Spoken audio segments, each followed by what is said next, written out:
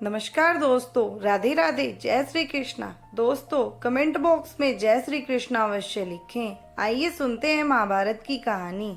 द्रौपदी के जन्म से जुड़ा ये सच नहीं जानते होंगे आप। जाने कौन थे उनके माता पिता। इस बात से तो वाकिफ ही होंगे कि द्रौपदी महाभारत के प्रमुख पात्रों में से एक थी। ज्यादातर लोग द्रौपदी को पांचाली के नाम से भी जानते हैं, यानी 5 पांडवों की पत्नी के रूप में भी जानते हैं। द्रौपदी ने हमेशा मुसीबत के समय में भगवान कृष्ण को पुकारा था और भगवान ने उसका साथ भी दिया था। महाभारत की कथाओं के मुताबिक द्रौपदी राजा द्रुपद की पुत्री थी। महाभारत के मुख्य किरदारों में से एक थी पांडवों की पत्नी द्रौपदी, जो अग्नि से जन्मी थी। इन्हीं के अपमान का बदला लेने के लिए महाभारत युद्ध हुआ, जिसमें पांडवों को विजय प्राप्त हुई। द्रौपदी को अपने जीवन में कई बार अपमान और कष्टों का सामना करना पड़ा था। कहा जाता है कि उनके दुख से भरे इस जीवन की कामना खुद उनके पिता द्रुपद ने की थी। तो चलिए आज हम आपको इससे जुड़ी कथा के बारे में बताते हैं। द्रौपदी का जन्म। जब पांडव और कौरव राजकुमारों की शिक्षा पूर्ण हो गई तो उन्होंने द्रोणाचार्य को गुरु दक्षिणा देना चाहा।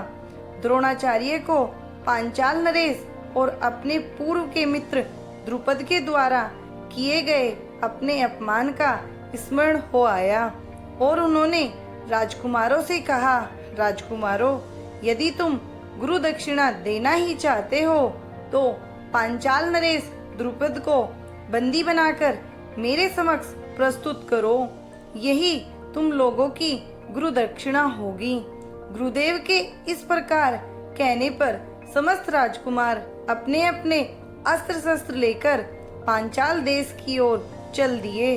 पांचाल पहुंचने पर अर्जुन ने द्रोणाचार्य से कहा, गुरुदेव, आप पहले कौरवों को राजा द्रुपद से युद्ध करने की आज्ञा दीजिए।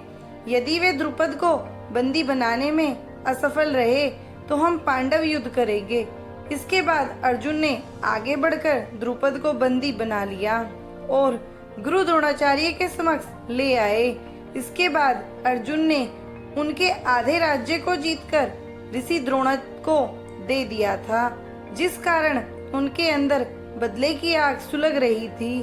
द्रोण ने पुत्र की प्राप्ति इच्छा से एक बड़े यज्ञ का आयोजन किया। इस यज्ञ से उन्हें पुत्र घृतगम की प्राप्ति हुई, लेकिन इसी यज्ञ से द्रुपद को एक पुत्री की भी प्राप्ति होनी थी, पर द्रुपद अपने लिए पुत्री नहीं चाहता था, इसलिए उसने यज्ञ में आहुति देने से मना कर दिया था। लेकिन देवताओं की हट के कारण वह यज्ञ अधूरा छोड़कर नहीं जा पाया। द्रुपद ने बेटी के लिए मांगा था श्राप। क्रोधित होकर द्रुपद अपनी पुत्री के लिए देवताओं से जीवन भर के दुख मांग लेता है। द्रुपद यज्ञ की अग्नि में एक एक करके सभी चीजों को आहुति देता है। साथ साथ वे अपनी पुत्री के लिए कष्ट मांगता चला जाता है।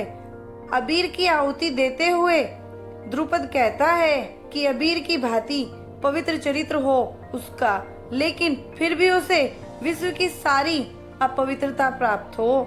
फिर धान की आहुति देते हुए द्रुपद कहता है कि धान की भांति सबको बल दे सके, लेकिन ऐसी शक्ति हो उसके हृदय में, ऐसे प्रसंग उसे मिलते रहे जीवन भर जो किसी को भी निर्बल बना दे। गुलाल कभी अपना रंग नहीं बदलता, ऐसा शौर्य हो उसका। कुमकुम की भांति मेरी पुत्री विश्व में सबसे सुंदर हो और जो दूसरों को भी सुंदर दिखा सके। पुष्प जब कुचला जाता है तो खुशबू देता है।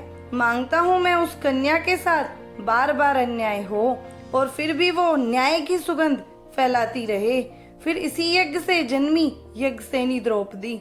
हालांकि बाद में ये द्रुपद की चहेती संतान भी बनी, लेकिन इन्हें जीवन में कई कष्टों का सामना करना पड़ा। दोस्तों, अगर आपको मेरी ये कहानी अच्छी लगी हो तो प्लीज मेरे चैनल को लाइक करें, सब्सक्राइब करें, शेयर करें और कमेंट करें। धन्यवाद दोस्तों।